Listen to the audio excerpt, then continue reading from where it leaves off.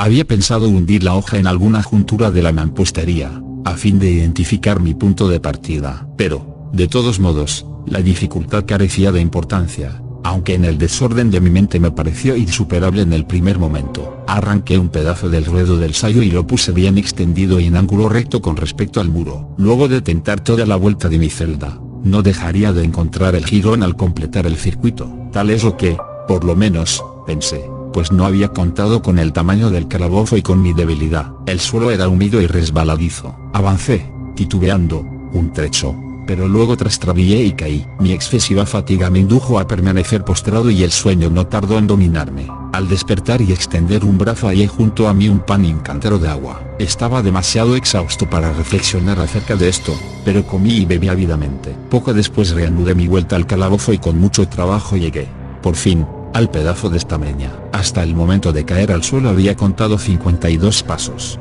y al reanudar mi vuelta otros 48, hasta llegar al trozo de género. Había, pues, un total de 100 pasos. Contando una yarda por cada 2 pasos, calculé que el calabozo tenía un circuito de 50 yardas. No obstante, había encontrado numerosos ángulos de pared, de modo que no podía hacerme una idea clara de la forma de la cripta, a la que llamo así pues no podía impedirme pensar que lo era. Poca finalidad y menos esperanza tenían estas investigaciones, pero una vaga curiosidad me impelía a continuarlas. Apartándome de la pared, resolví cruzar el calabozo por uno de sus diámetros. Avancé al principio con suma precaución, pues aunque el piso parecía de un material sólido, era peligrosamente resbaladizo a causa del limo. Cobré ánimo, sin embargo, y terminé caminando con firmeza, esforzándome por seguir una línea todo lo recta posible. Había avanzado 10 o 12 pasos en esta forma cuando el ruedo desgarrado del sayo se me enredó en las piernas. Trastabillando, caí violentamente de bruces. En la confusión que siguió a la caída no reparé en un sorprendente detalle que,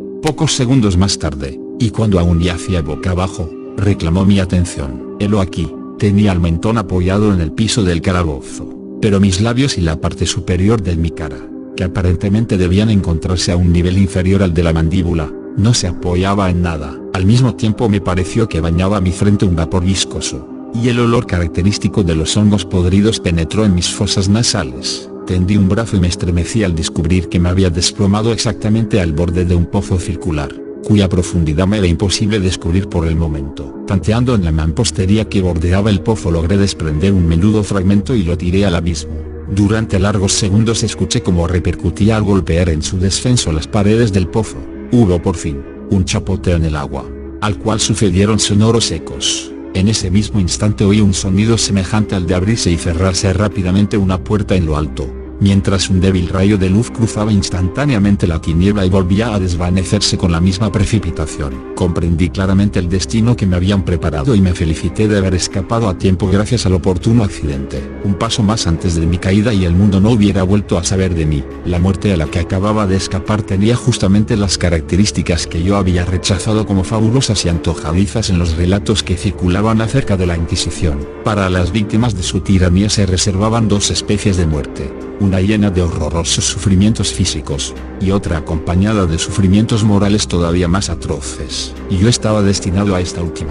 Mis largos padecimientos me habían desequilibrado los nervios, al punto que bastaba el sonido de mi propia voz para hacerme temblar, y por eso constituía en todo sentido el sujeto ideal para la clase de torturas que me aguardaban. Estremeciéndome de pies a cabeza, me arrastré hasta volver a tocar la pared, resuelto a perecer ahí antes que arriesgarme otra vez a los horrores de los pozos, ya que mi imaginación concebía ahora más de uno, situados en distintos lugares del calabozo. De haber tenido otro estado de ánimo, tal vez me hubiera alcanzado el coraje para acabar de una vez con mis desgracias precipitándome en uno de esos abismos, pero había llegado a convertirme en el peor de los cobardes. Y tampoco podía olvidar lo que había leído sobre esos pozos, esto es, que su horrible disposición impedía que la vida se extinguiera de golpe. La agitación de mi espíritu me mantuvo despierto durante largas horas, pero finalmente acabé por adormecerme. Cuando desperté, otra vez había a mi lado un pan y un cántaro de agua. Me consumía una sed ardiente y de un solo trago vacié el jarro. El agua debía contener alguna droga, pues apenas la hube bebido me sentí irresistiblemente adormilado. Un profundo sueño cayó sobre mí, un sueño como el de la muerte. No sé, en verdad, cuánto duró, pero cuando volví a abrir los ojos los objetos que me rodeaban eran visibles, gracias a un resplandor sulfuroso. cuyo origen me fue imposible determinar al principio.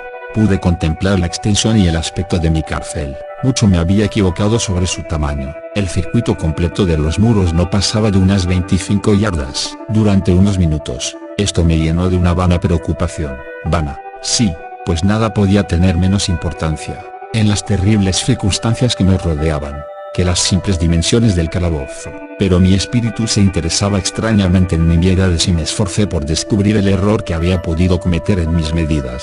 Por fin se me reveló la verdad. En la primera tentativa de exploración había contado 52 pasos hasta el momento en que caí al suelo. Sin duda, en ese instante me encontraba a 1 o 2 pasos del jirón de estameña, es decir, que había cumplido casi completamente la vuelta del calabozo. Al despertar de mi sueño debía emprender el camino en dirección contraria, es decir, volviendo sobre mis pasos. Y así fue como supuse que el circuito medía el doble de su verdadero tamaño. La confusión de mi mente me impidió reparar entonces que había empezado mi vuelta teniendo la pared a la izquierda y que la terminé teniéndola a la derecha. También me había engañado sobre la forma del calabozo. Al tantear las paredes había encontrado numerosos ángulos, deduciendo así que el lugar presentaba una gran irregularidad. Tan potente es el efecto de las tinieblas sobre alguien que despierta de la letargia o del sueño. Los ángulos no eran más que unas ligeras depresiones o entradas a diferentes intervalos. Mi presión tenía forma cuadrada. Lo que había tomado por mampostería resultaba ser hierro o algún otro metal, cuyas enormes planchas,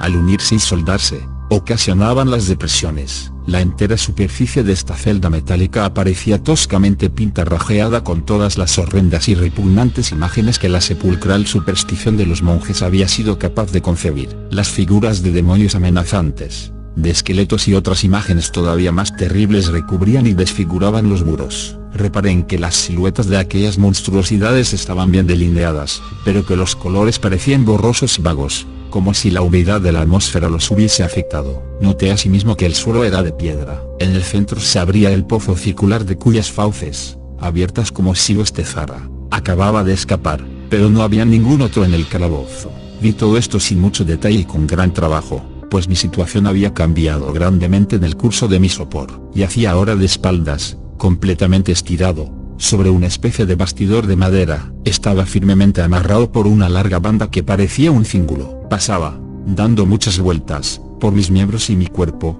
dejándome solamente en libertad la cabeza y el brazo derecho, que con gran trabajo podía extender hasta los alimentos, colocados en un plato de barro a mi alcance. Para mayor espanto, vi que se habían llevado el cántaro de agua. Y digo espanto porque la más intolerable sed me consumía. Por lo visto, la intención de mis torturadores era estimular esa sed, pues la comida del plato consistía en carne sumamente condimentada. Mirando hacia arriba observé el techo de mi prisión. Tendría unos 30 o 40 pies de alto, y su construcción se asemejaba a la de los muros. En uno de sus paneles aparecía una extraña figura que se apoderó por completo de mi atención. La pintura representaba al tiempo tal como se lo suele figurar, salvo que, en vez de guadaña, tenía lo que me pareció la pintura de un pesado péndulo, semejante a los que vemos en los relojes antiguos. Algo, sin embargo, en la apariencia de aquella imagen me movió a observarla con más detalle. Mientras la miraba directamente de abajo hacia arriba, pues se encontraba situada exactamente sobre mí, tuve la impresión de que se movía. Un segundo después esta impresión se confirmó. La oscilación del péndulo era breve y, naturalmente, lenta. Lo observé durante un rato con más perplejidad que temor. Cansado, al fin, de contemplar su monótono movimiento, volví los ojos a los restantes objetos de la celda. Un ligero ruido atrajo mi atención y, mirando hacia el piso, vi cruzar varias enormes ratas. Habían salido del pozo, que se hallaba al alcance de mi vista sobre la derecha. Aún entonces, mientras las miraba, siguieron saliendo en cantidades, presurosas y con ojos faméricos atraídas por el olor de la carne. Me dio mucho trabajo ahuyentarlas del plato de comida. Habría pasado una media hora, quizá una hora entera, pues solo tenía una noción imperfecta del tiempo, antes de volver a fijar los ojos en lo alto.